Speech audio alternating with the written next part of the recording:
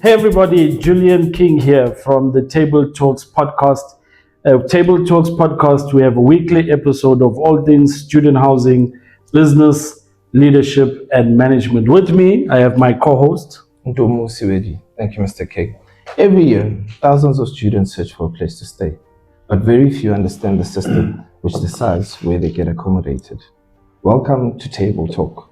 Today, I'm a co-host with my host, Julian King, my colleague in the sector, and our guests today are two portfolio committee on higher education and members of parliament. Welcome, gentlemen, and please introduce yourselves. Siyabonga, Baba. Greetings to the viewers of this podcast. My name is Mngabeni Sezane. I am a member of parliament, a member of the portfolio committee on higher education and training. We are very pleased and delighted to be invited into your podcast. Thank you very much. My name is Tebogo. I'm a member of parliament, member of the portfolio committee on higher education. I am the chairperson of the portfolio committee, was elected in the committee uncontested, unchallenged. And I'm surprised that Honorable Msazana did not introduce himself as the deputy chair. He sometimes misleads people that is the deputy chair, is a self-appointed deputy chair. But now accepted. That you are the deputy chair. No, thank you very much, gentlemen. I think we're going to hop straight to it. I think the first question that we want to just find out from the two of you, why Parliament? Why did you guys decide to serve in Parliament? And what particular brought you guys to accept nomination to serve in the Portfolio Committee on Higher Education? I think let's start with you, Chair.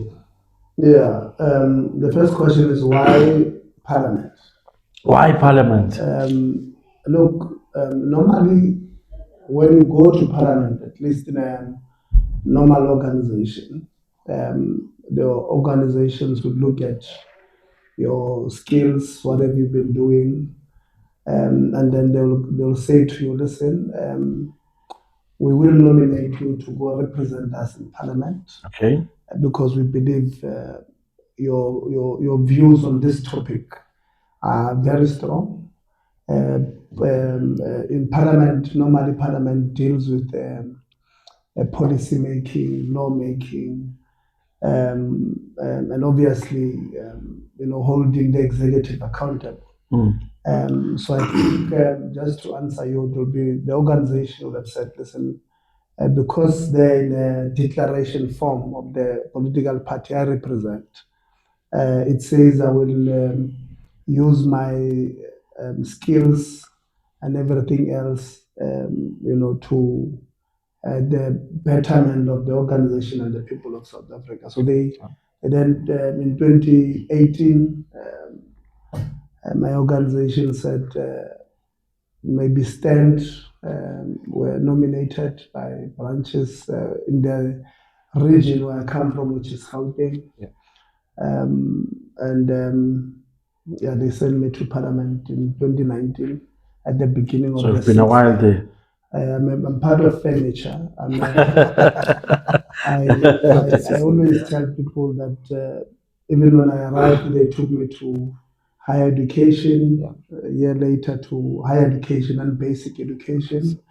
It's also because in the youth league of the political party that I come from, I would have served, I think, in the province of Gauteng from 2015 on education and health. So nice. I've been doing education and health possibly now for the past 15, 16 years. Okay. In the same sector, yes. Okay, So you're the excellent. right person for the job. That seems like skill sets. Yes. Cesare? Yeah, so maybe to start off where the chair would have gone, for me, I think the light conversation we would have had outside would be to say, so for me, it would have been conditions that from where I come from, would have determined that I become an activist or a change agent in society. No. So it stems from there, where you see conditions that are unfavorable, where you think perhaps you can have an input. So I would have been active as early as primary school. I would not really recall the activities there, but I know that in high school I was in the RCL, to such a point where at matric I was president of the RCL, that is the Representative Council of Learners. And then obviously we would have got to university, being activists from the first year of our studies there all the way to at a point where when I was doing my honors degree in UKZN, I would have become the SG of the SRC executive.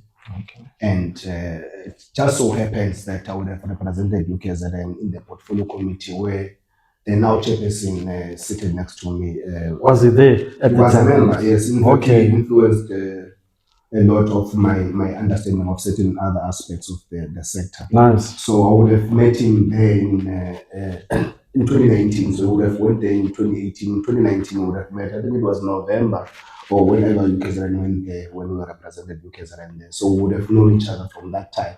Now we serve in the same portfolio committee, and I'm now his enforced deputy chair of the portfolio committee. Yeah, so I think, like the chair said, even in the organization that I'm in now, because it just so happens, fortunately or unfortunately, that at some point we belong in the same organization at some point, but you know, some of us would have felt the way we felt, and we would have said, No, no, they're still part of our organization. Remember, the 100%. people of HY membership.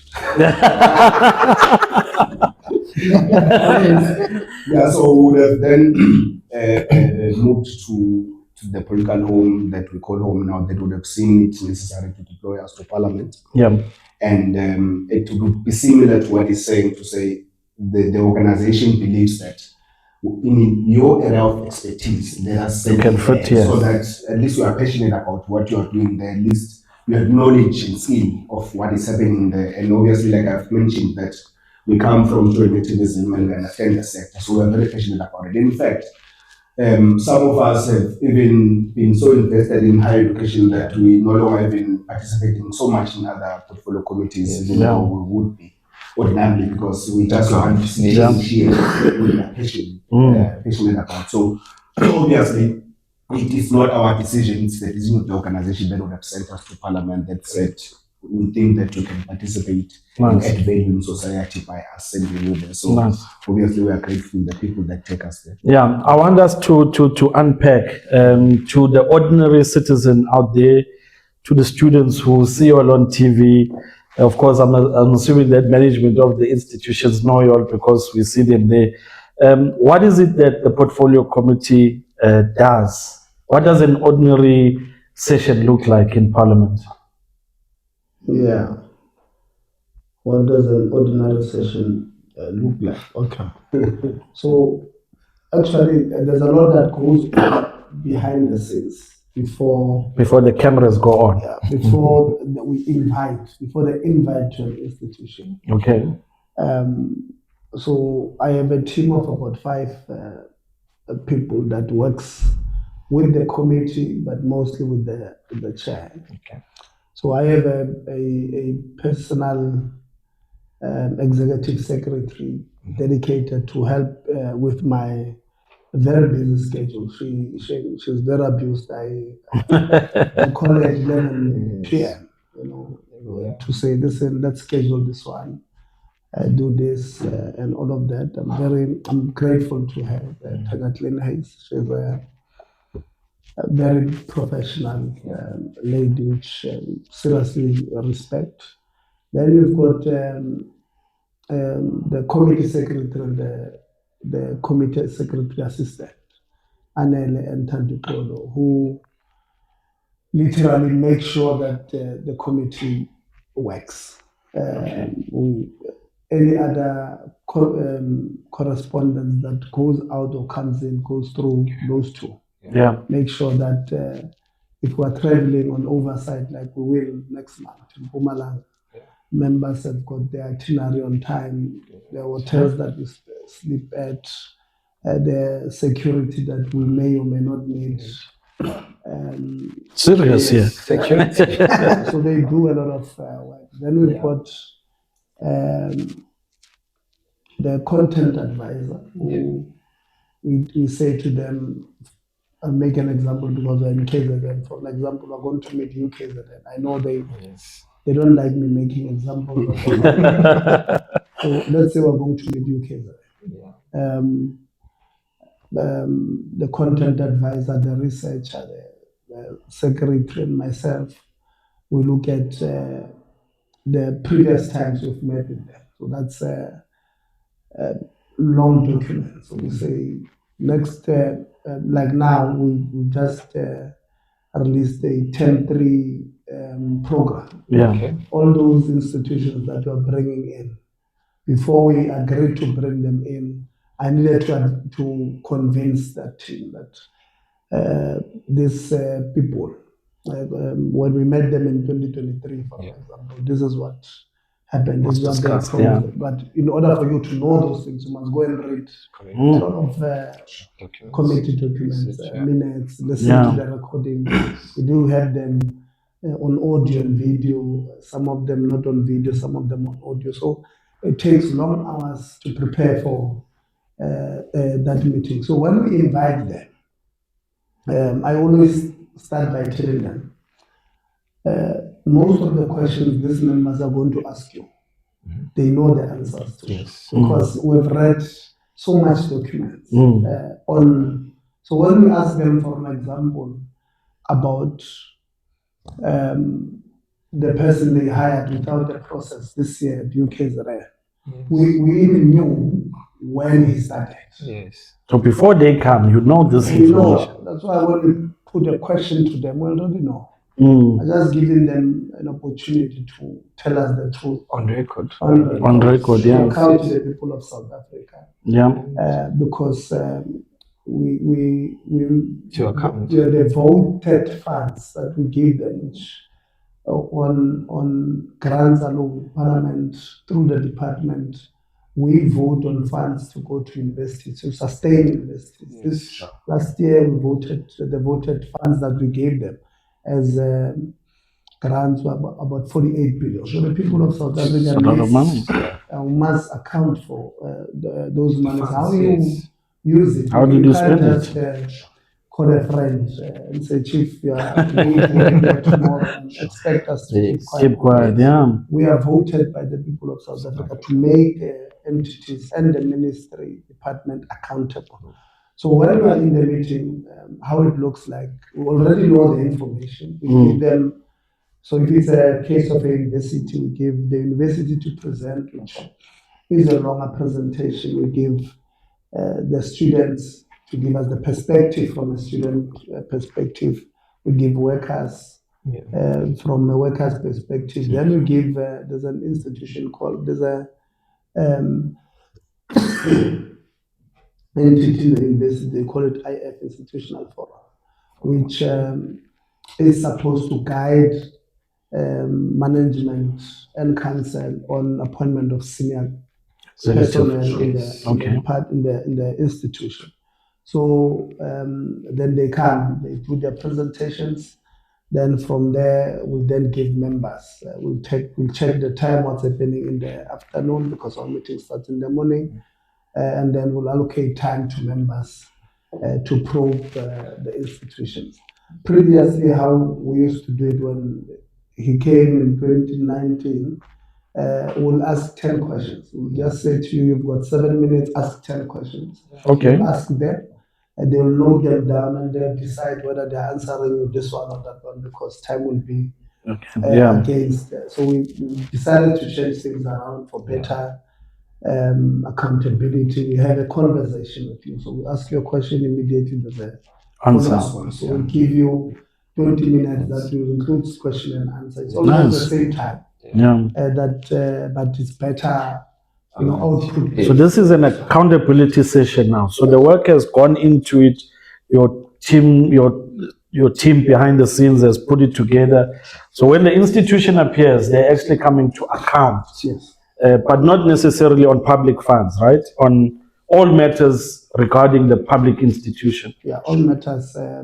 all matters in an institution require public funds. So this is just from my point of view. What other members, and I think you will touch on it, is that they also have the researchers of their own political parties. So political parties, like the political party I come from, also have their own researchers that they've appointed per particular subject. So we do have a research and higher education that research about that institutions, everything. And it gives some serious work going in here. And then it gives all members from my political party possible questions to ask. And this is what will be so they'll say, here's an issue. Go craft your question to try and find out if this issue really exists or not. Yeah. And other political parties, I'm sure, I know they're feeling you, they might not have researchers, but Yeah. So, are you guys?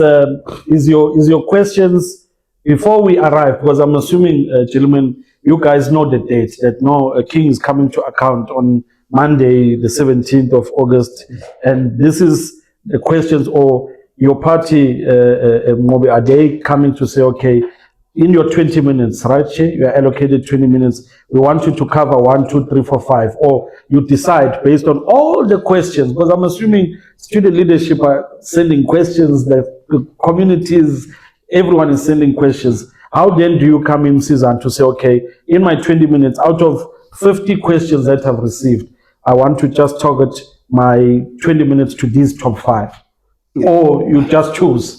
Yeah, so maybe a very important point to mention is that we do have researchers in my I'm surprised. Yeah, but also we are people of specialization in the space that we are in. So I think we share that experience. At least I know that at some point he led somewhere in the campus, and I led in the SRC executive in UKZN. But I would have led him if I was there during his time. Yeah. But I mean, we're coming from this space, we're coming from this sector, yes. I mean, I served in council, and he served in appeals committees, was there appeals committees in campuses. Yeah, but then it gets to us there at that level. But my point is, so we definitely interact with the people in institutions, and obviously in terms of priority issues, we must just apply our minds in terms of what becomes priority over the other in terms of the time that we have allocated to us. But the good part about the portfolio committee and parliament is that we're not limited only in probing at that particular sitting of parliament. We can probe beyond the session. We can go to the institution and probe and require responses, require clarity, require accountability, as it were. At some point, others were trying to be naughty. I think Chair will touch on that, where they were saying, I must not come to the institution without authorization from the chair and all of that. And I think Chair schooled them very well. They were through a very proper letter. I think you can touch on that. But the point is that as members of parliament, I think I would have mentioned earlier, we are welcomed to participate in any other sector that is accountable before parliament. It doesn't mean that because I'm in higher education, I can't go to basic education and have people account there on issues that they must account to, especially as it pertains to public funds and public accountability. So we're not limited. Okay. But to direct on that particular question is that obviously you'll apply your mind in terms of what becomes a priority. And at that time, but you're not limited to that in terms of enforcing accountability and oversight over the institutions. Yeah. I think, guys, I want to come to the point of, because, when we hear that the Portfolio Committee on Higher Education is going live, the viewers on YouTube just skyrocketing. So definitely the questions you guys are asking or the accountability sessions, I think, has got public interest. I want us maybe just to come, since you guys have, and I think, Chair, you've been longer in the Portfolio Committee on Higher Education. What are the developments are you proud of the developments that have taken place in the Portfolio Committee thus far, or are there still areas within higher education that need attention from the Portfolio Committee on Higher Education? Look, I think on a scale of 1 to 10, I'll commend the Portfolio Committee to having done extremely well. So in my view, I'll give them a 7.5, 8 on the work that they've done. And the Yeah. 2.5, 2 that they're not getting is because sometimes, and I tell them all the time, sometimes they want to be political in the committee. And when we are in the committee, my view is that we put together our political parties aside to concentrate on the delivery. Because, for an example, today you said you speak about student accommodation because we go on oversight and we look at the kind of beds that are credited. They're shocking. And all of us, whether you come from party A or party B, you must see a shocking as shocking. Correct. So sometimes I always tell them that the 2 or the 2.5 that you are not getting complete in the terms because sometimes you become political. Or sometimes you fight amongst yourself unnecessary. But I think they've done well. There is a lot that still needs to be done because the sector gives us, they entrust us with their children. The communities there, when they send a child to university, they're saying the system take care of my child. And some of them go back home having been raped. Some of them having been killed. Some of them having, committed suicide. Because the system that we are presiding over has not been perfect. And it's our duty to make sure that improves. So that when parents gives us their children, they must say, here's my 17-year-old. They're leaving their place in Orange Farm in Gauteng, or they're living Umbombulu here in KwaZulu-Natal. And they go to UCT, they go to Stellenbosch, they go to UJ, they come to UKZN, they go all over. A parent at home should not be worried about the safety of their young boy or young girl.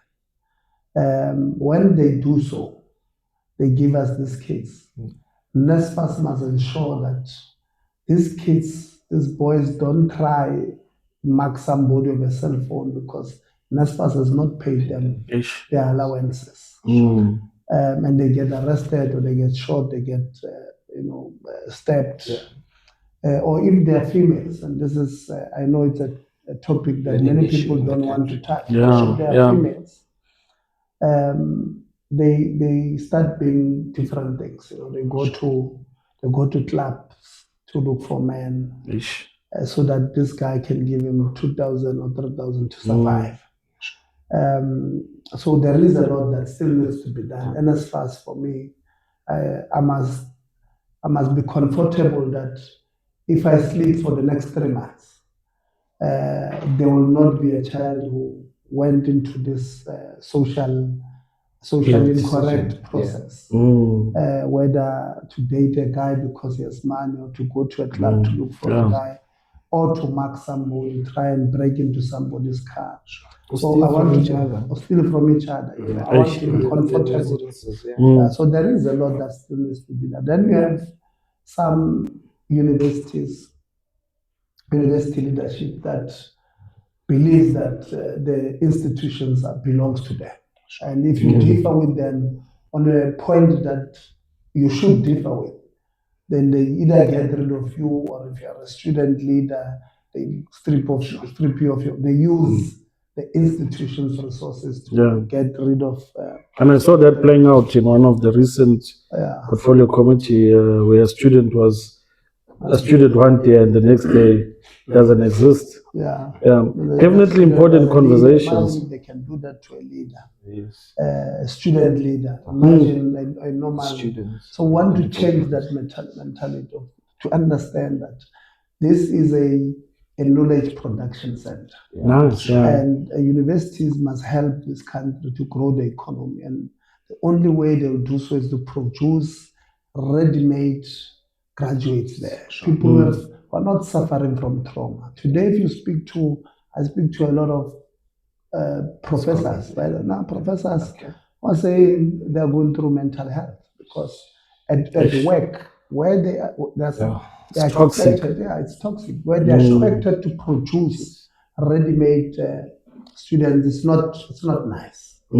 Professors, I actually owe one a call today. I must go back to respond to her, hear her matter again, because the system is not right. Then we've got the skills, because sometimes there's a misconception that the sector is universities. No. Yeah, I was about to go there. TVET.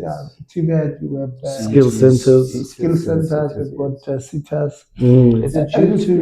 Is it due to the democracy or where we come from that institutions are doing this to our people? Because they seem to be getting the highest budget, if from the way I see it is, and what does that do? Maybe this is where the entitlement comes from. No, it's true. They look. I think from the inception, which the point that I agree with there, where it says universities must have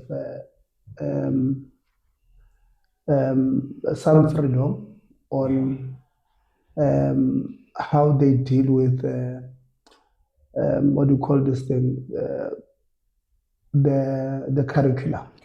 Yes. But then, because they were not challenged, then they said no, they are autonomous on everything. Sure. Whereas we said you must have autonomy when it comes to curriculum, what we teach. Because I'm assuming that the drafters of legislation at the time, they were saying they do not want politicians to interfere with the curriculum. Sure. But universities then felt that this autonomy is on unlimited, everything. Yeah. It's unlimited autonomy, which is not true. Yeah. Actually, there's somebody who wrote for council education in 2005 when he spoke about academic freedom versus public accountability, something to that effect. A very beautiful piece.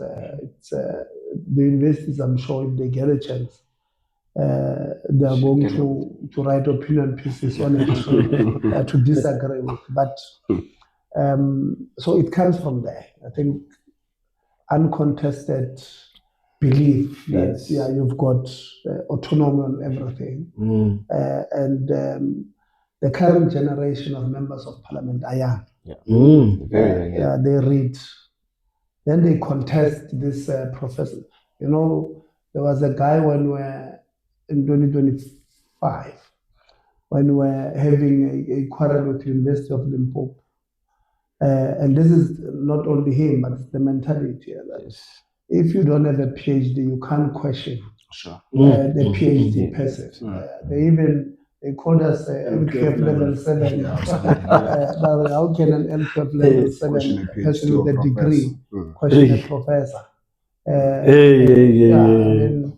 So there's that. It's a mindset change that needs to happen. It's not only, I can make examples here in UKZN. They hired some guy. I was at UKZN yesterday at Edgewood, attending the South in Durban student accommodation. And I joked, I asked the security guard and I asked, where is Lavmo Kumalo? Because Lavmo Kumalo himself was hired improper. I mean, he was headhunted for a position, and then his company he was paid a tender value. So he brought in his own company there.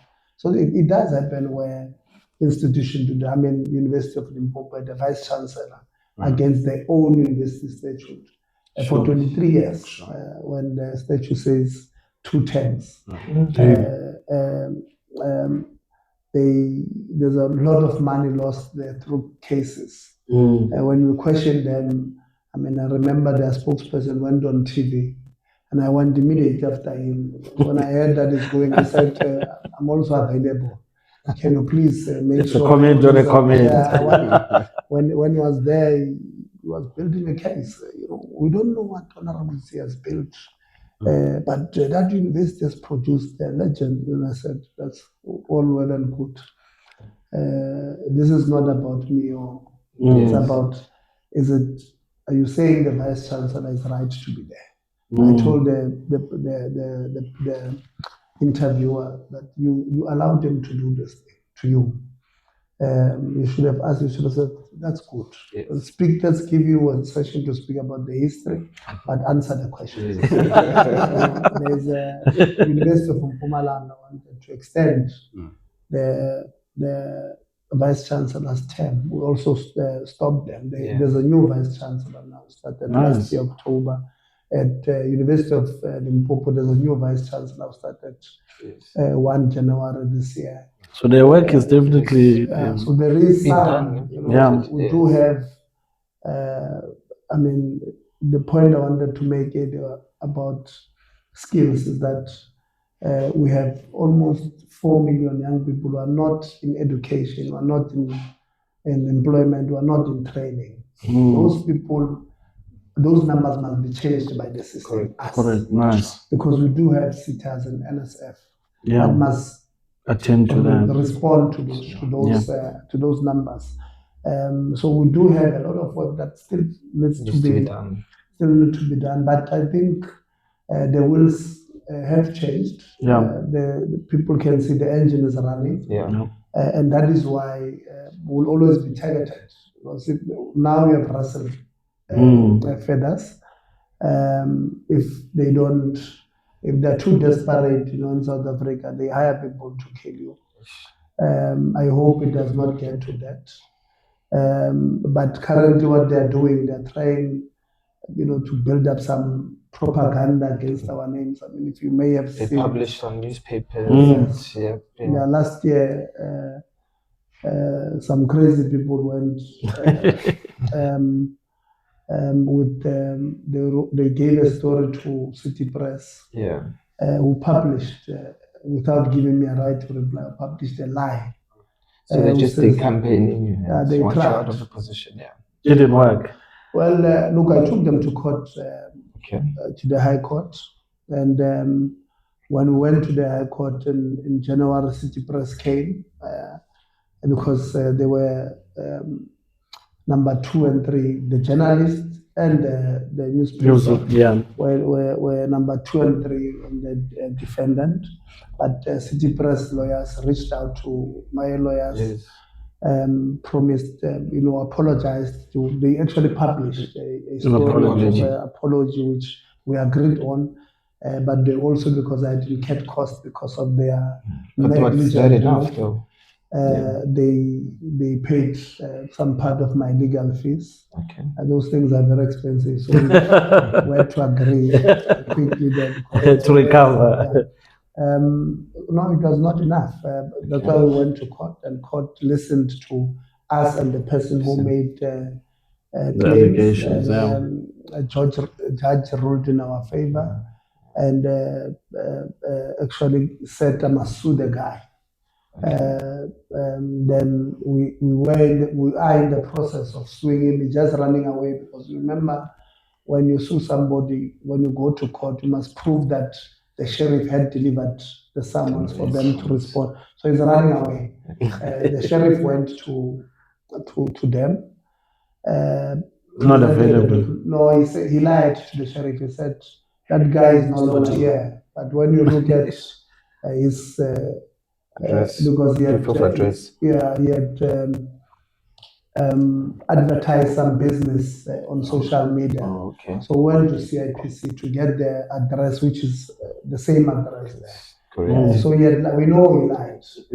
We've approached the court to now serve him on alternative means, meaning we can give him the summons now on WhatsApp or his inbox on Facebook. So the judge granted us that, because we proved that we paid the sheriff to go deliver, and these guys are running away. So they will come. And these people are within institutions or just private individuals that have a particular interest in the sector? It's so this one that we're pursuing. Yes. We know he's not the main guy behind. So they used him. And we know who used him. So one to, so to speak, to kick the dog.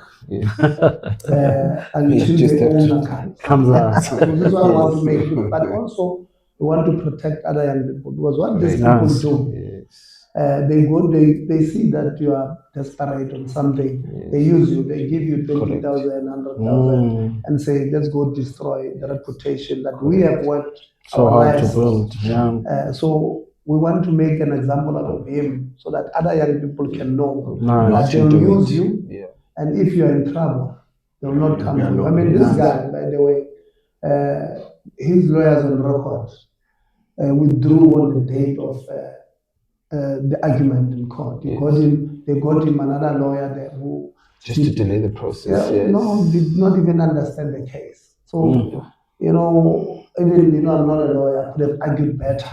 And the allegations are against, but I could have argued better than that guy. So, you know, they throw you to the wolves like that. And young people out there must know that once they start using you, and if they think you're no longer useful, They I want chuck you to out. check you out and I'll go to the next one. So what we're trying to do with this one is to make an example out of him. You might not even pay us, right? I'm paying lawyers to go to court, and I might not even get anything, but I'm suing him because I want, when they go to the next desperate boy or girl, that person must have the courage to say, what you did to that one, I'm not going to be part of this, because they are using these young people. Yeah. Susan, I want to bring you in, of course, understanding that South is holding the student accommodation in Daba. Recently, I saw you guys on a tour, or not on tour, on oversight. I think it was at UWC, student accommodation not looking good, protests erupting. Maybe take us through what, on that oversight, what is it that you guys from Parliament side were intending to do there to correct it? I mean, on the one hand, people would assume that the rot is on the outside of the institution by private accommodation providers, but in this case, the rot is on the inside. Their own institutional raise is not up to standard. You guys, of course, you go down and you go and provide oversight. What is it that you do after you have now provided oversight at the institution and have seen that the student accommodation is not up to standard? Yeah, so in this sector, I mean, I think the sector is also very big.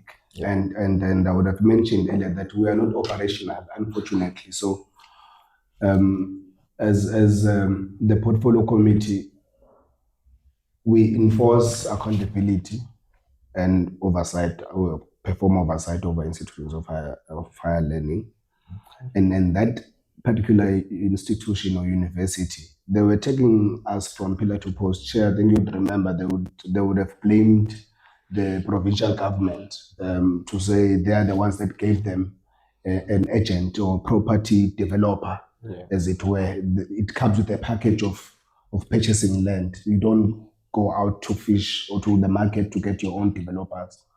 So they would have told us a number of things that could ultimately not add up when we asked the question of, so here you have people that obviously must ensure that what you ultimately get as an output from what you would have paid to get. They must test and ensure that this accommodation that we presented as something we wanted is what we got at the end.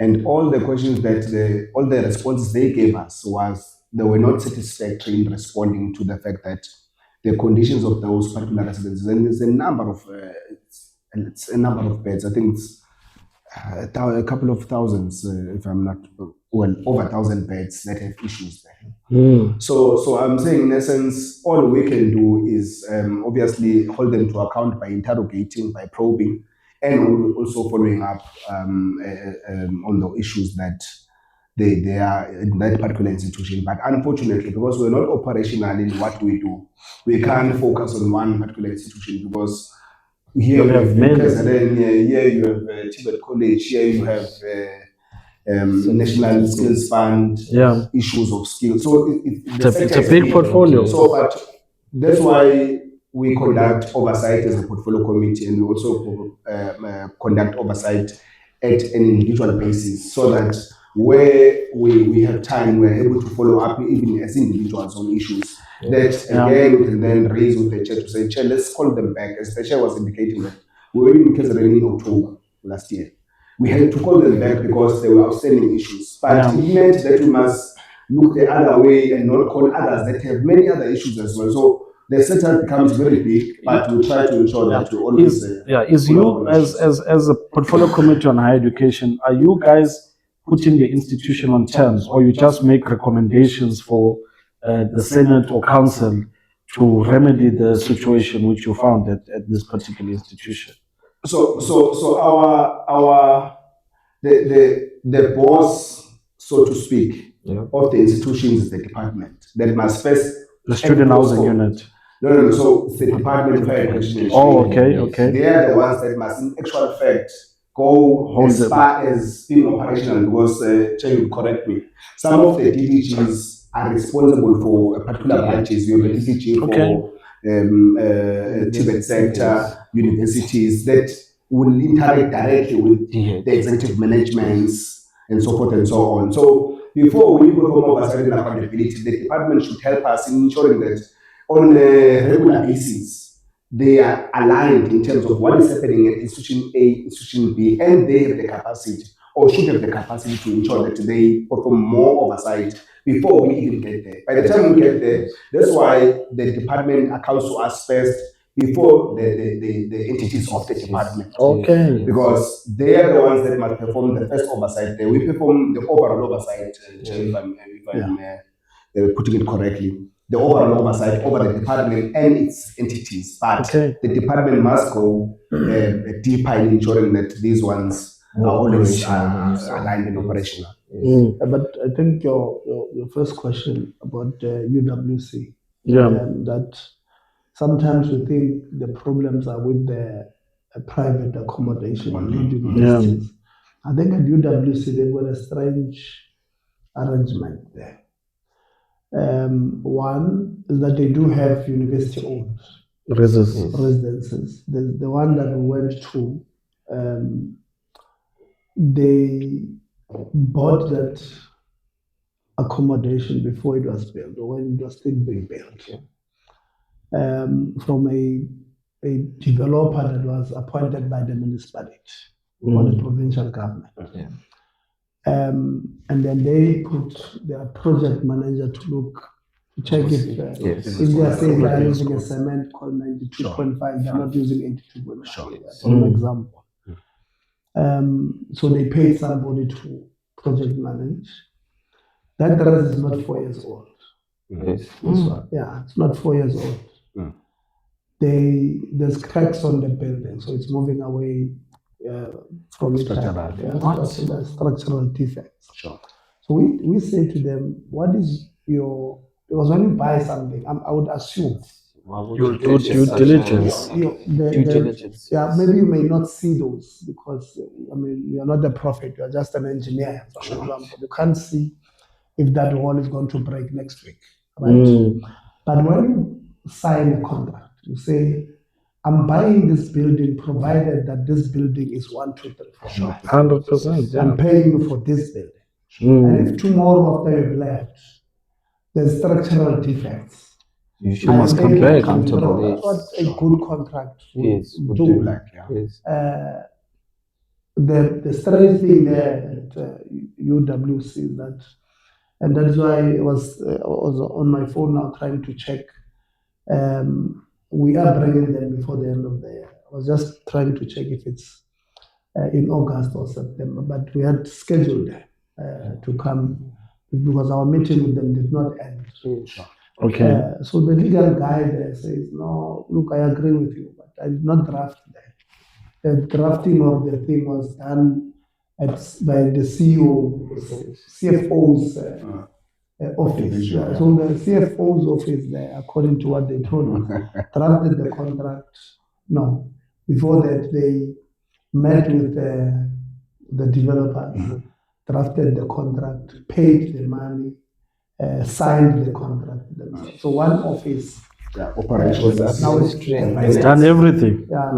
So actually the problem there is it's exactly the structure of the institution, because that office houses supply chain. correct. that supplies operations and finance. and finance. So what happens?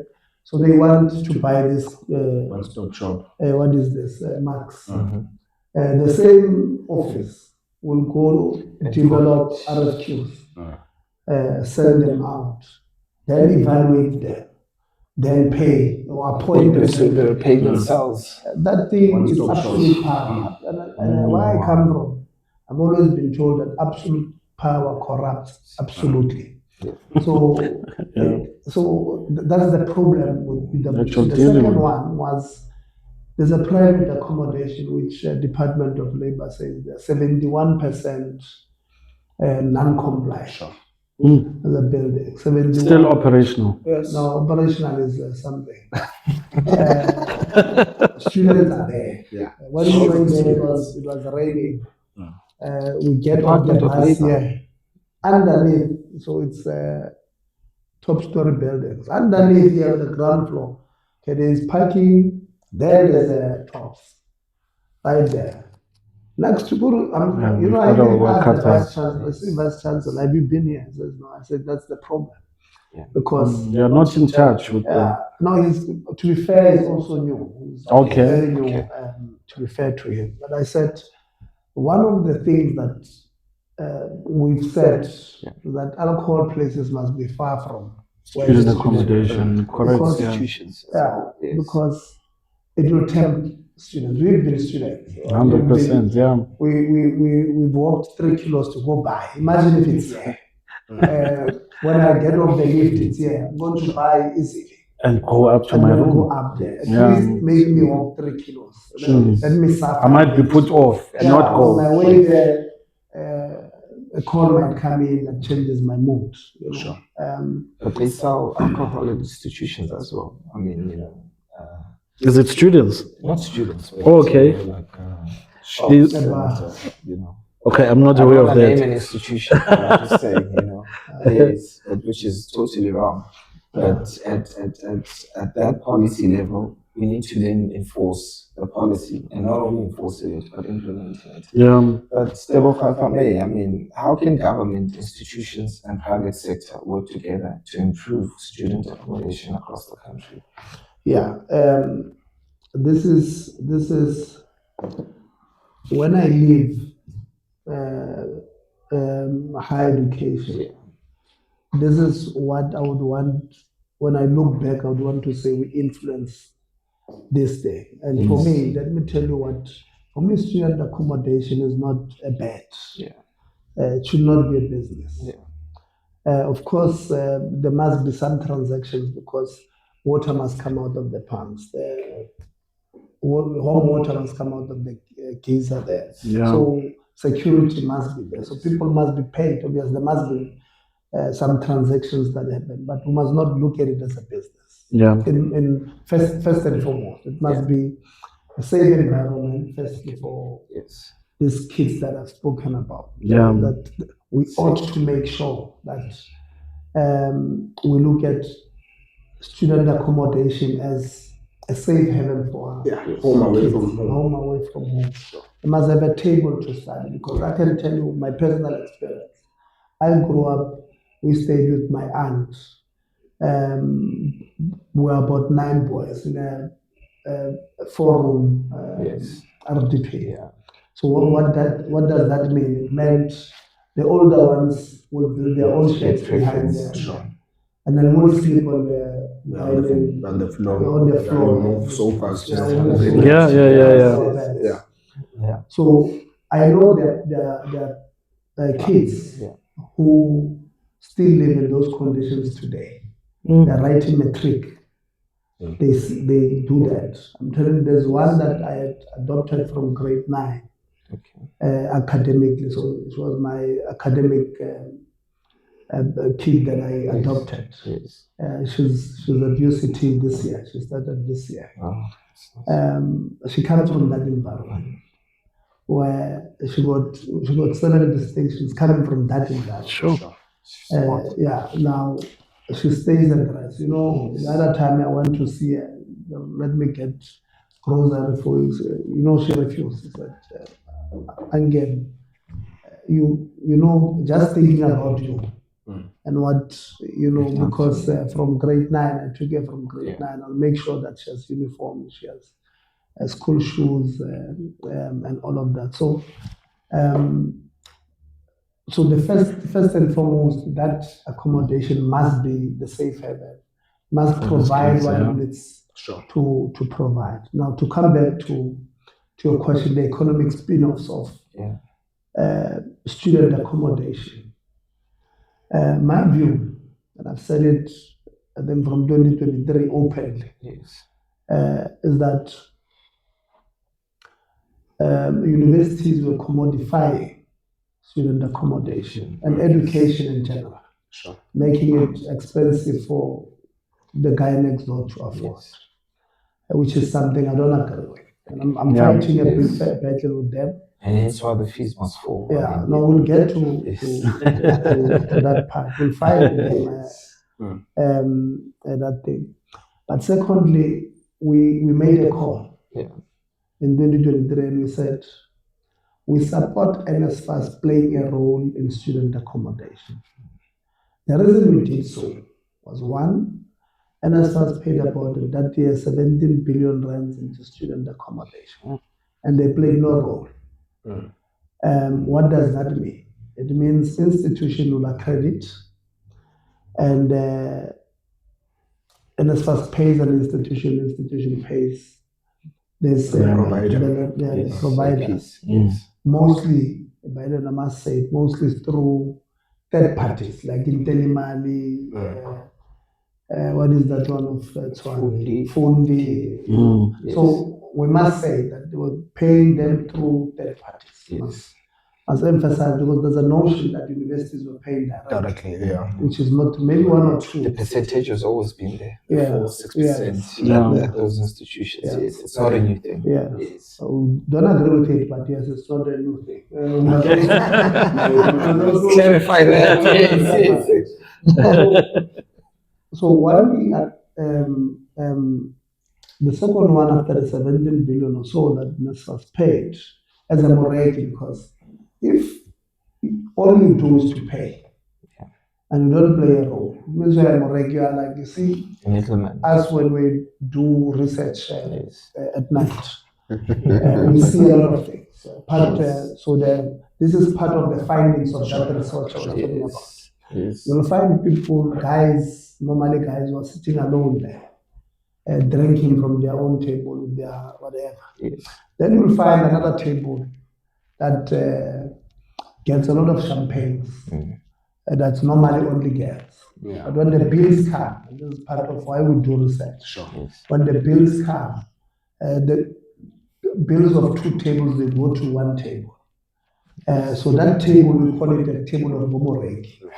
Now, people wanted NSFAS to be a Moreki, to fork out money, 17 billion of it, and not have a say. Because as a Moreki in that table, we have no say of who joins or who drinks. You wait for the bill. When are you going to pay? When I'm Moreki. And we took time to observe this thing. But we're still continuing. The research will go on for the next 3 years or so. There's a PhD coming. But the second one was that we come from constituencies. In the constituencies we come from, we go to churches. We go to this establishment I'm talking about. We go to, older people. There's 2 members of parliament in the constituency where I come from. So if there's a funeral in the township, and I'm at that funeral, I can guarantee they'll force me to speak because I'm a community leader. So people come to me as a community leader from that aspect. And they say, Chair, do you know my uncle in Soweto, for an example, has student accommodation. In order for him to be accredited, he tells me that he must pay, if he has 1,000 beds, he pays 1 million every year before he gets accreditation. So obviously we will not believe it at first. We meet these people. They'll tell me, Chief, I'm telling you, this is, to a point where sometimes they'll give us proof. So the reason why we knew that, especially for a small and medium enterprise, we are not going to survive because these bribes are just too many. So It's not the bribe, it's the delayed payments and all non-payments. Yeah, we will, of course, I can see you're very emotional about this. NSFAS must pay you. So the small and medium enterprises were affected by this. Definitely. Because this, and it's not the whole university. Some people in this university will do this. And we know them. I can tell you, these people will show us even the conversations they would have with these people. So we said, no, this thing is going to kill the economy of the country because small businesses are the backbone.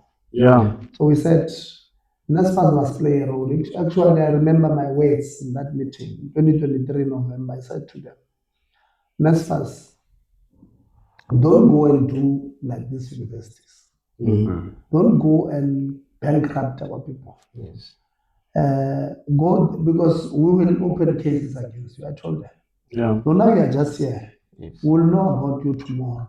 NSFAS decided to take a chance. They just put people, many unethical people there, who corrupted the system badly, who made a case, who made a case for universities to say, bring this thing back to universities. Because that's the argument.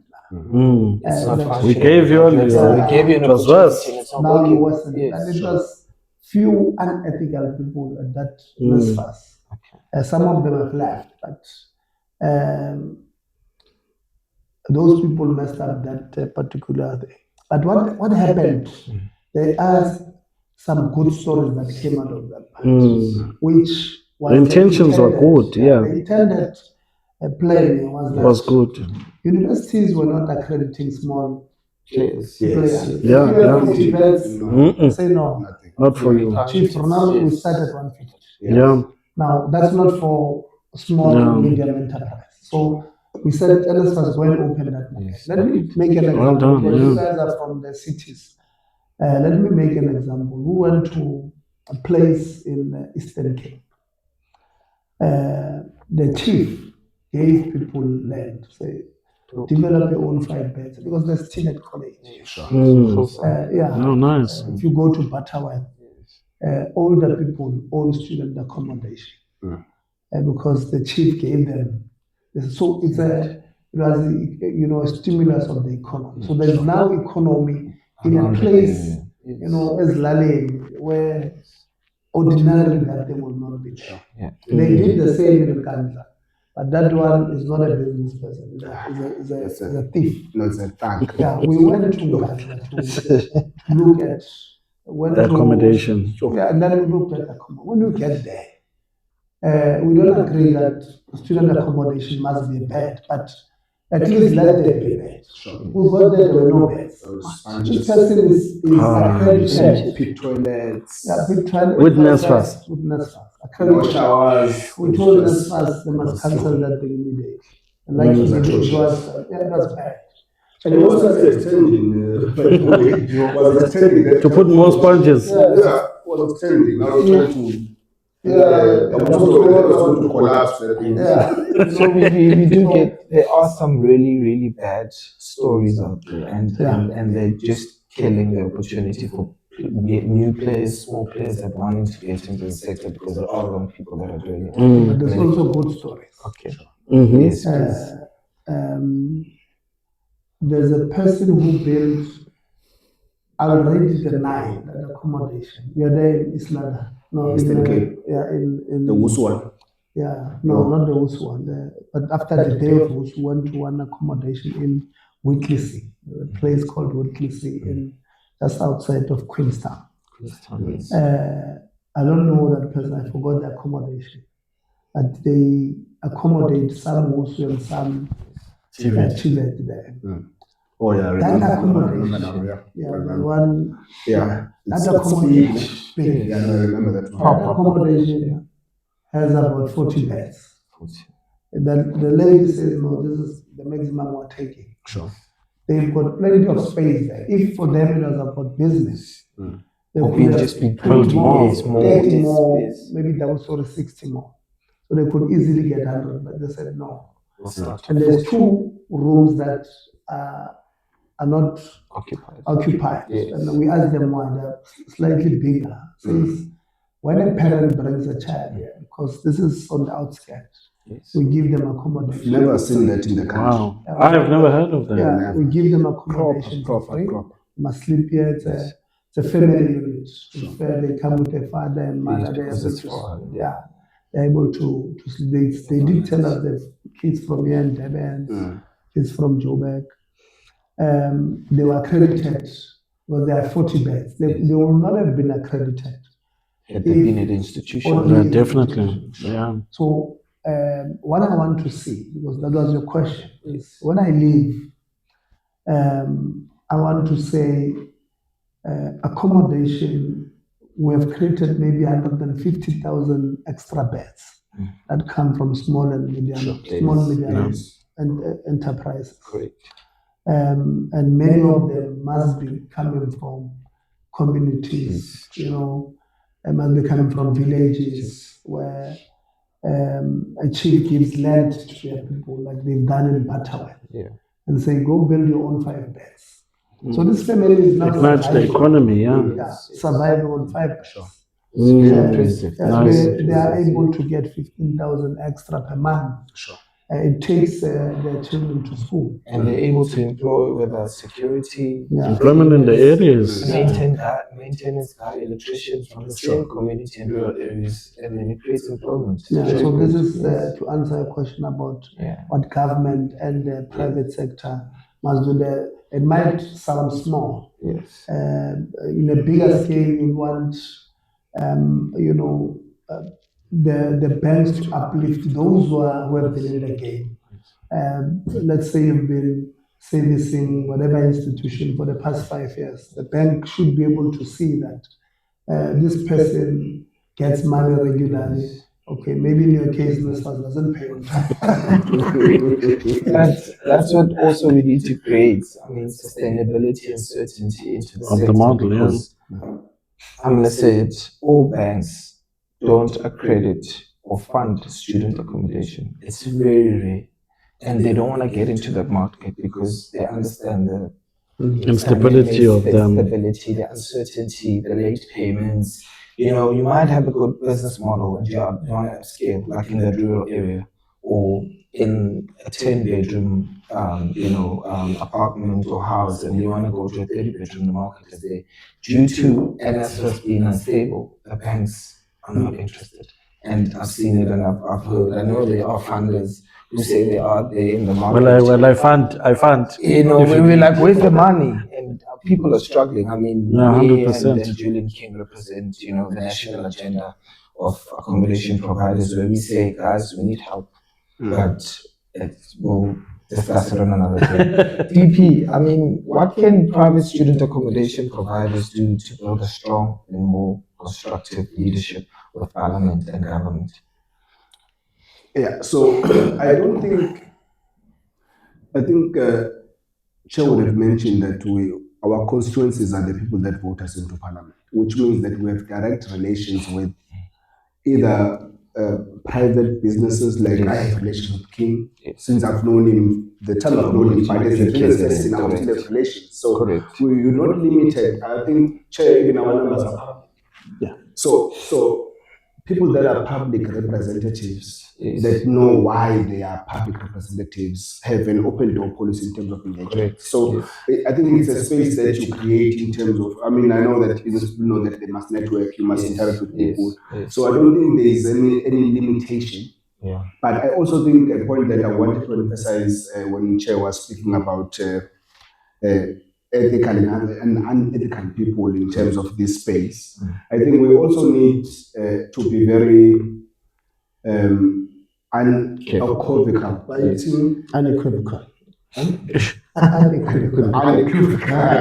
about saying our people now that are there, especially the small and medium enterprises and APs are concerned. There are people that like shortcuts and mistreat our students. There's many of them, by the way, Chair, that like the one we are mentioning from England. Yes. That person was charging above the NSFAS cap, but the conditions there just were atrocious. So we also need ethical APs that not only want to be paid, but must provide the services that they're supposed to be providing That they've been paid to the students, because otherwise we'll be fighting for them as we do, just like we fight for students, but only to find even in Limpopo, when there are a number of institutions where we went to, but private providers are providing just the conditions are just atrocious across the board, which I think you also need them to play their part in ensuring that they provide services that we require. But in terms of relations between ourselves and APs or associations, as it were, that you gentlemen lead, I think there's no limitation. It's just that obviously we might be limited in terms of how do we interact with yourselves. But I think the check and then guide to say, because you are private sector, how then can you participate? I know in the national agenda. Julian King wanted to come to the provoking. He wanted to say, how do you invite us so that we can speak for ourselves? So I think the check can maybe guide in terms of how do private now participate in what we do. But in terms of how we interact, I don't think we're limited. Yeah, in terms of because we want to support the agenda. I mean, us coming forward as SANZA, as the National Association in all provinces of the country, representing plus minus 300 beds. We want to make representation as well in the sector. We want to make changes. We want to make policy decisions and inputs. I know the biggest issue and contention at the moment is the rate. We've engaged the administrator. We're trying to get to the minister. You've known, diesel, petrol is going up. Municipality cost of going to be up. fair, So we need to. So that we need to create. At least. I mean, from our side and where we stand it, we need to know which are the right channels to start the engagement, so we can start with certainty and confident in the sector. I think one of the things that I said, Chair and Deputy Chair, the shortfall for student accommodation in this country is not going to be resolved by the institutions building their own race for now. That might be a long-term plan. But that shortfall is going to be closed by private-public partnerships. But, and I said it, we will never get the shortfall addressed. We will never address the atrocious accommodations if the stakeholder engagement conversation, and that's why we appreciate the two of you coming to have that conversation, because it starts the conversation around those that are not compliant with the minimum norms and standards for student housing have no place in this space. So while the chair spoke about opening the market, we must agree here that market is not just open for everyone. It's open to those who are compliant within the minimum norms and standards. So on the one hand, it's the private sector gaining confidence to say, can I invest in areas where there's low shortfall of student accommodation? But on the other hand, I mean, from Parliament, national government, DHET, are you guys providing a safe space for investors to get the return on investment? And I think those are the conversations. Unfortunately, we'll not be able to cover it all on this episode, but on future conversations within the space. We can invite private as long as the public money is involved. Sure. There's no way the law says we can't make representation. We must account to the people of South Africa. Where did the money go to? And if the money went to who? We might call you and say, come and explain. Sure. This institution called NSFAS or this institution called the university paid you. Sure. And there's a student accommodation here in KZN that is accredited by both NSFAS and the university. And no, just accreditation. Okay. But that there was a girl that was raped by the friend of the owner. That's what was written to the us. Information. Yeah, and then we put it to the university. The staff of the university, the student services knew, and the vice chancellor did not know in the meeting. And he promised to go have a look at it.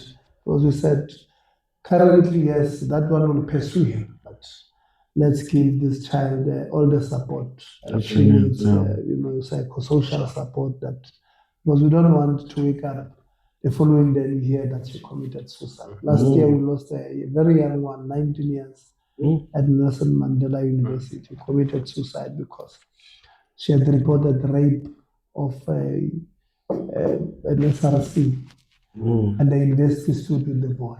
The girl felt betrayed by the system, and she took her house. She took her life. So we can call anybody, including that particular person. And you are right, Julian, that if the accommodation does not comply with the minimum nonsense standard, there should be no one who gives you the right to house our kids there.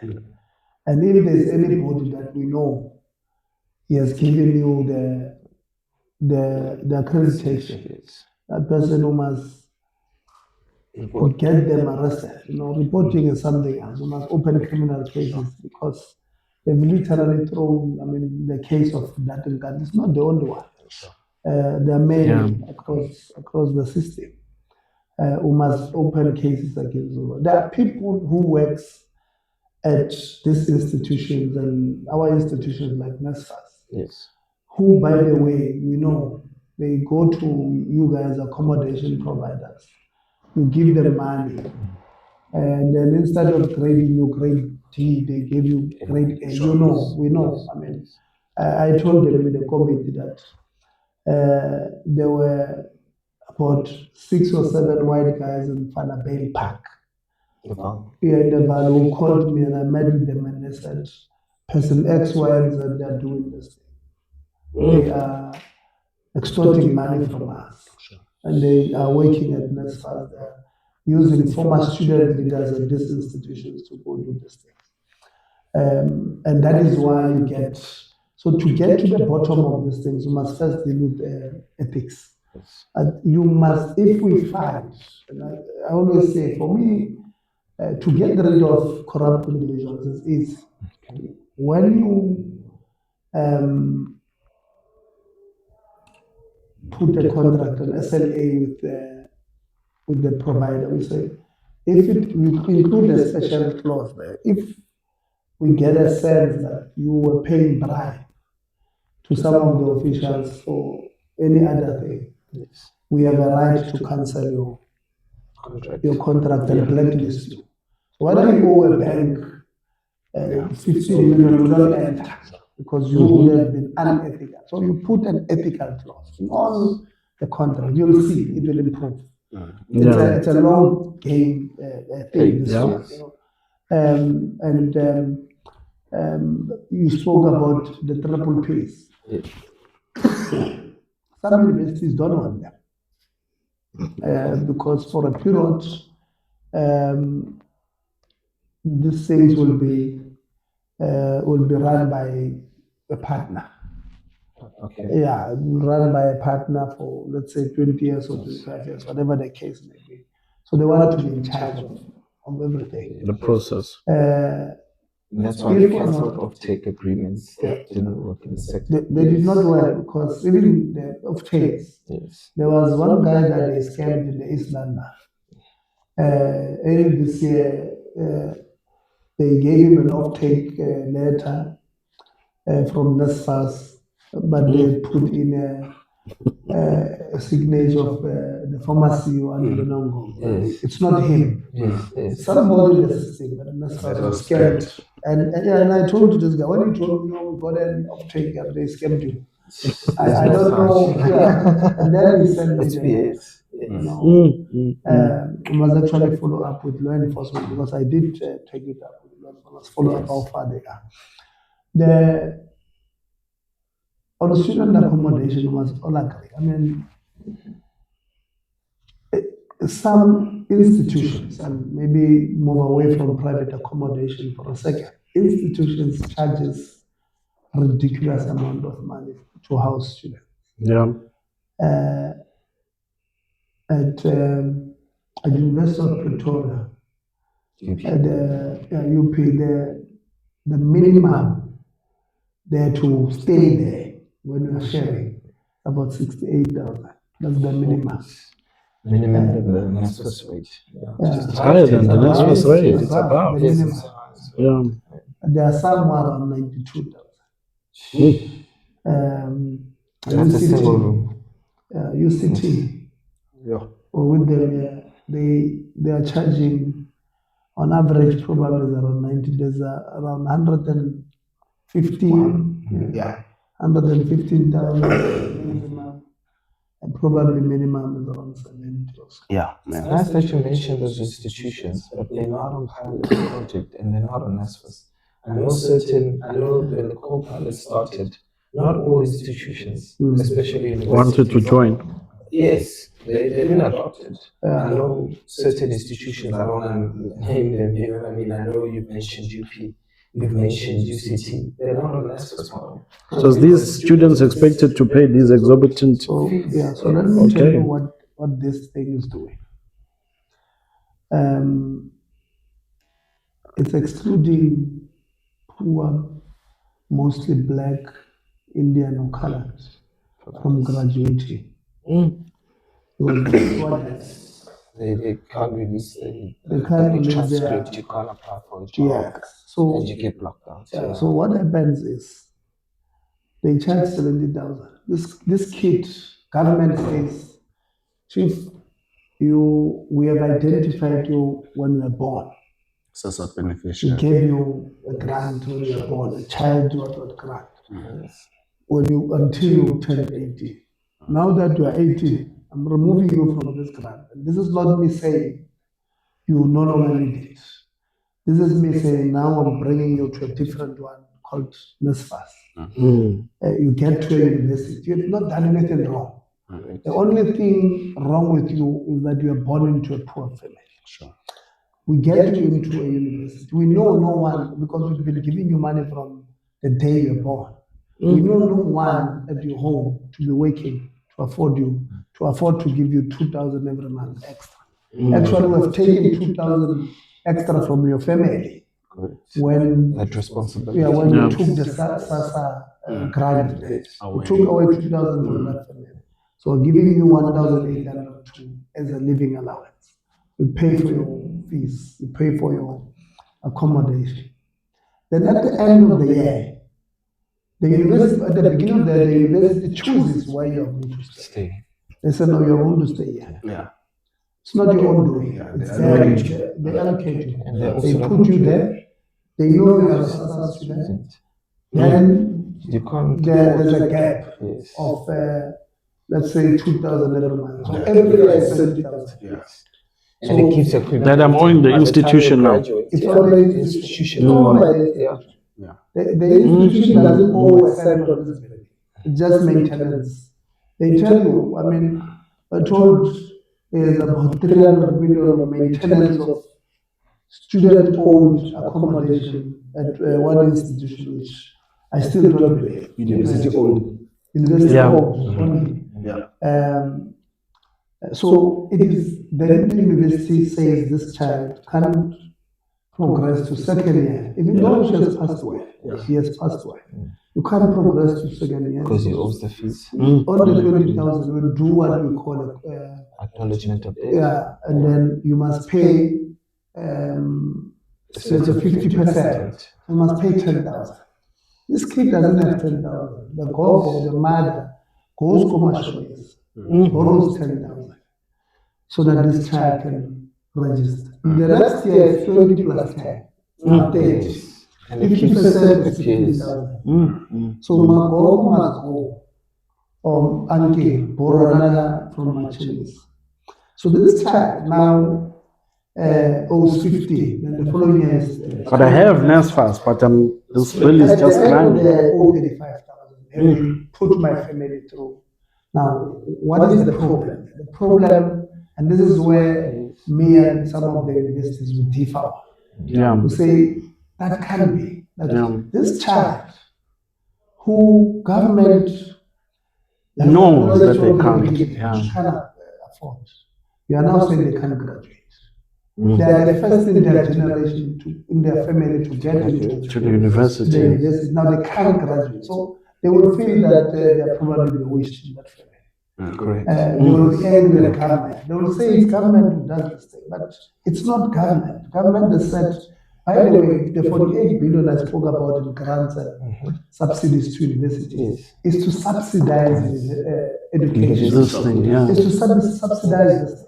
So now universities want the subsidies, they still want to charge premium, and they say government must pay for all of them. It doesn't make sense. And this is the first one. The second one is that universities do what they call leases. They lease your accommodation. They know that they are going to put NSFAS students. They put the NSFAS student at a list that they agree that it must be 9,000. Sure. So they list something they say 9,000. As I'm speaking to you now, CPUT has Leases with off-campus accommodation, private. That's over the cap of That's NSFAS. over the cap. And when you get there, there's no over the cap. What is that one? There's one called Ekaya residence in Cape Town. Non-compliant. The old report of the university says and non-compliant. It's not only there. I mean, 1,800 of these beds are expired this year. 1,800. We're watching this university, because what we are learning there is that some people in the university are getting some what do you call energy drink? They call it energy drink. In Cape Town, it's energy drink. From these people. And to keep the lease ongoing. Yeah. So ordinarily, what would you do, my brother? If I was a leader, I would have said it. Because we are expiring, I'm advertising for 1,800 beds. Yeah. And in my advert, I'm going to say, I only want NSFAS compliant residences. So you must be within the cap of NSFAS. So if you decide to apply, you must charge according to Okay. and it ends there. But they don't want to do so. This thing has been going on now. They're negotiating for past 3 months or so. What they want to do, what they want to do, they will wait for end of the year when they're desperate. And the university is now desperate because To house the the university, students. they And must there's say, 1,800 CPUT beds. students are outside, and then Then they will say, there's no no accommodation. choice. Yes. Let's keep Let's- them. let's Even fill now them. as we speak, those students should have been out. That's what their report said from this Ekaiwa. They are not out. Because they are claiming they don't have Sufficient accommodation. outside some people, but that is not true. Mhm. Because I can tell you in Cape Town, the people who write to us who say, we are about to sign a lease with this university. Last minute, they gave them a lease on a Friday, on Monday they cancelled without coming to even see the rest. So we know all of those things, that there are people who are, doing wrong things ethically, unethical things in all of these things. So it's a lot, but we'll get to the book. Maybe on my next visit, I must also visit your residences. No, please. To see if you guys are compliant, because you must be senior saying you're not.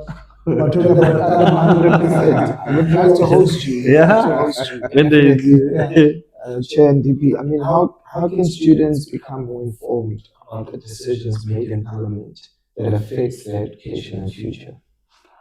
Yeah, so whenever we interact with institutions, students are represented by a body called the SRC, whom obviously has the responsibility to ensure that students are able to participate. But over and above that, our interactions are live streamed. In fact, at least 95% of them are live streamed, and students are able to follow us there. But I think the work of the portfolio committee, as the chair would have said much earlier, that it's now fashionable to watch the portfolio committee on higher education and training. So the students do participate robustly. Even during our live interactions, they participate during the live streams in YouTube. Is there someone reading? Because when you guys go on, now I can't work.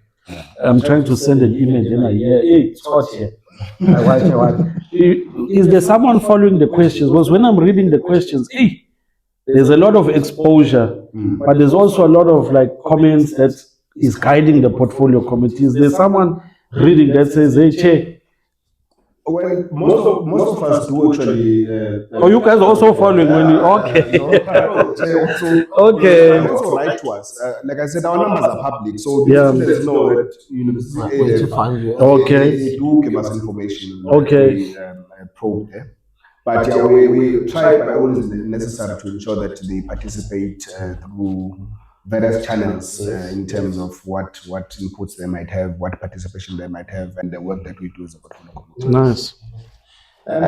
We know that, I mean, all students, aspire to go to universities, and I think there's not enough education or knowledge in this sector for the young people to say it's not only universities that are available. I mean, there are TVET colleges, there are service seekers. What are the routes? What other routes are there available, and what do students need to do to actually get an education in South Africa? Yeah, so a few years ago, the Department of Basic Education, when they did the curriculum change, they put something called life orientation. The reason why that was put there is because it was not there when I went to high school, because we're slightly older, but don't want to reveal our age. But the reason why it was put there, it's precisely the purpose of those life orientation teachers is from grade 9, 10 to guide them when there's streaming, must stream towards this because this is what you want to do, or this is what you are strong in. And then guide you, because you might say you want to be an accountant. Yeah. She has a responsibility from grade 10 to 12 to tell you that it's not only you can be an actuarial scientist, you can be a BCom accountant, you can be this and that in that particular stream that they've chosen. That is the first. The second one is what at least I'll be doing in the constituency where I'm deployed. I'm deployed in a constituency in Gauteng called Orange Farm. Okay. So what I'm doing on the 24th of July, I'm doing a career exhibition with about 14 schools, 14 high schools in that area. In Orange Farm. In Orange Farm. Okay. Send the invite. Would like Yeah, to. so from Porky to Orange Farm, they've got about 14 high schools with 2,278 matriculants this year. So what we're doing there, we're bringing in, we've invited the department that would appreciate if the minister comes, if he's available to come speak to the matriculants. We're bringing universities to showcase what they have. We're bringing Nice. all TVET colleges that are based in Gauteng to also come and say, this is what we specialize in, this is why you must come study with us. Then we'll bring all the teachers of probably have 450,000 spaces at both university and TVET for first time entering. Currently this year there will be 800,000 matriculants writing, let's say 700 pass, and we have a space of 450. So it means there will be 250,000 students who, if they can't afford private education, they will be at home. And then we've got sitters who must come in and say, apart from giving out bursaries to sitter specific, this is the number that our APP says we are going to train as either artisans. It was in every place you need artisans, your plumbers, your bricklayers, your electricians, and this is the work of what the sitters do. So they are coming also to say, these are the websites to look for this kind of training at the beginning of the year. So we are doing that on the 24th of July. And So my the cons- activations and programs on the ground are continuing at national and government level. So there shouldn't be any student left behind. I mean, thank you for that, Chair. No, but I think the department can still do more. Sure. The TVET colleges themselves, the TVET colleges themselves. The minister wants TVET colleges to be areas of choice. And if you go to some of the TVET colleges, they could do with a revamp. I mean, you get there, they are just glorified high schools. Sure. And if we want TVET colleges to be areas of choice or institutions of choice, we must invest, have smart classrooms or smart lecture rooms, Sure. have lecture rooms that can teach this occupational qualifications that they're introducing and all of that. Just like probably in China or Switzerland or Germany, where TVET colleges produce a lot of workers for these big brands, your Havals. If you look at the knowledge it comes from the TVET. Yeah.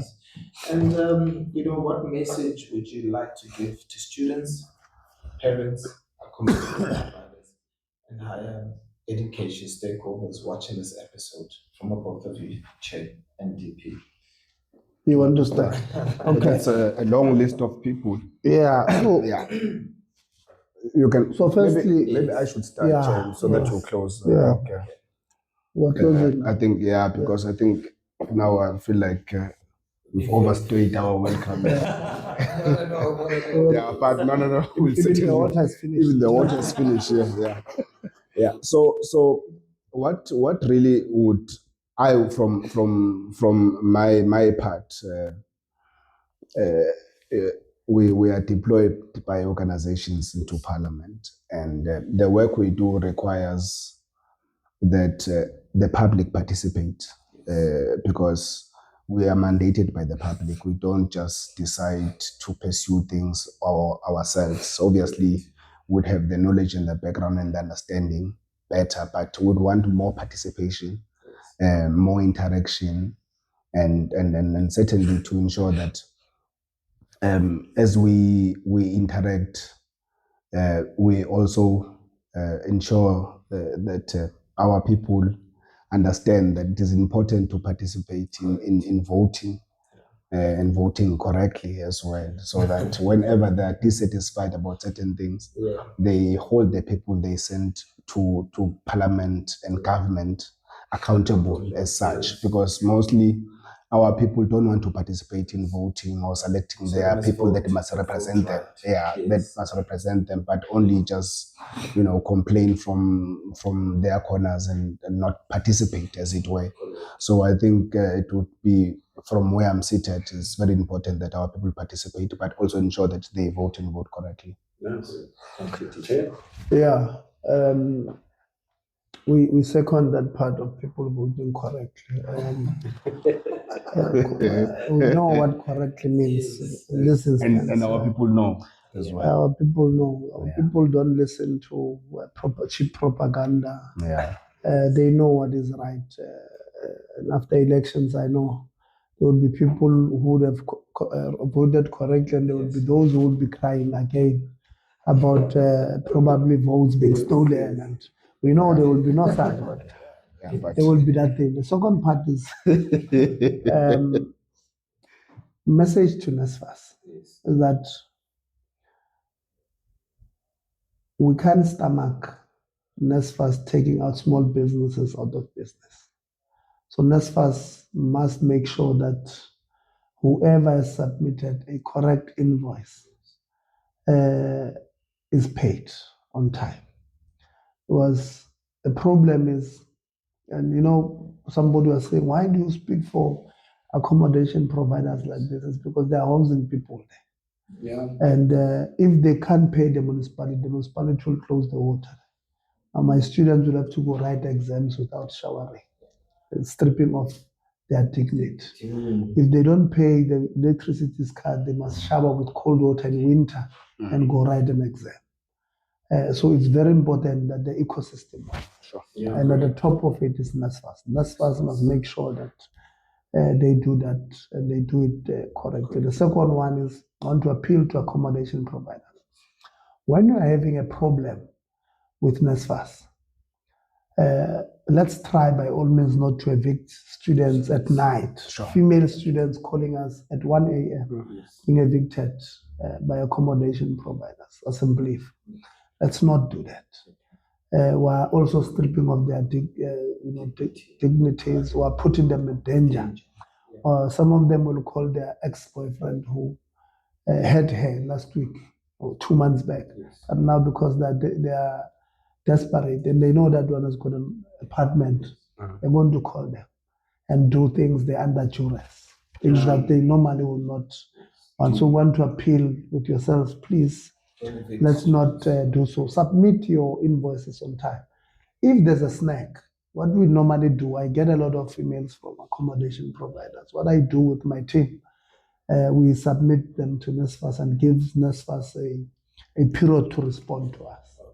And they do respond. Sometimes before they respond to us, they pay them. Then they come to us and say, but we've paid. Sure. And then they say, we've paid. To the students, we know they are on recess now. We're hoping that they relax at home, they take, in as much family love as possible. When they come back, they must go all out, make sure that, because when they come back, we're going to SRC elections. They come back, they vote. We're going to go now and help them when they are mobilized for SRC. We must mobilize students to register to vote in the local government election. So it's extremely important. So we're going to go there. So they must expect us with our very colorful T-shirts of political parties. We belong to political parties outside of Parliament. We'll go there. Yeah, we'll go there, encourage them to vote, to register, encourage them to register to vote, and to wait for the only part that can help them. And we're asking them to also pass exams because NSFAS will, they've got what they call N+ rule. Unfortunately, you can't take them beyond the N+ rule, even if you are left with one course. If it was me, I would say N+ rule must be subject to whatever, because what use will it be that we take this child who's left with 2 modules to control? You said it right. Earlier you said one course. Yeah. Yeah, but I'm teaching you. Yeah, 2 modules to complete. Yeah. What use would you take taking them out of the system? Rather, so you would have wasted the you money. would have wasted all the 4 years that you've put there. For me, obviously, it's not, policy says N+. So let's not test that whether, let's finish on time. To universities, let's not look at NSFAS as a cash cow. Okay. I've told almost all the vice chancellors that appeared before us, if NSFAS collapses tomorrow, there will be no single university that can survive in South Africa beyond 3 years. These ones who have brought 20 billion, maybe they think it's enough. There will be no university that survives beyond 3 years in South Africa. Others will not survive the end of this year if NSFAS collapses. It is in the best interest of the education that we treat NSFAS as an intervention of government to make sure that we are producing. NSFAS has already produced 6 million graduates who ordinarily would not. Msazana is from a village. He would be busy with cows there now if it was not for this intervention of this government. This government created NSFAS to close that gap. And we can't allow NSFAS to, including yourselves who are in business, some of you might be refusing to take self-paying students because the struggle it takes for you to collect. NSFAS, if it dies tomorrow, all of you die. It's in our best interest, all of us, to make sure that NSFAS is protected. And those who are at NSFAS, they must not think they now have a free reign because we're saying they're important. If they do nefarious things, we're arresting them. We must protect that institution with everything we have. The continuous changes, I went to NSFAS 2 weeks back, and we spoke to staff. Staff says they've got what they call change fatigue. So they are tired of leadership changes every year. One of them was saying, I can count chairs since 2021. So every year you've got a new leader. And that does not look, and that is why sometimes for governance, banks will not trust it because of the changes there. So from us, department and the minister have a responsibility to make sure there's stability at NSFAS from a governance point of view. And if there's stability there, you'll attract good people. Nice. If you can't have stability, you'll not have the best CEOs, best CIOs, CFOs coming to that because it's about their careers. NSFAS themselves, the minister told us that they applied at NSFAS, they advertised for a CEO, they could not get a suitable candidate. They then went to do headhunting process. You can't attract the best if people think you are an aeroplane when you're going to crash. So that's those are the messages. And then to political parties in the portfolio committee, they are also on recess. Them come back refreshed, put politics aside because we are going to local government elections. They will be counting numbers that they themselves have come to announce, and they will listen carefully because of the numbers. Thank you very much.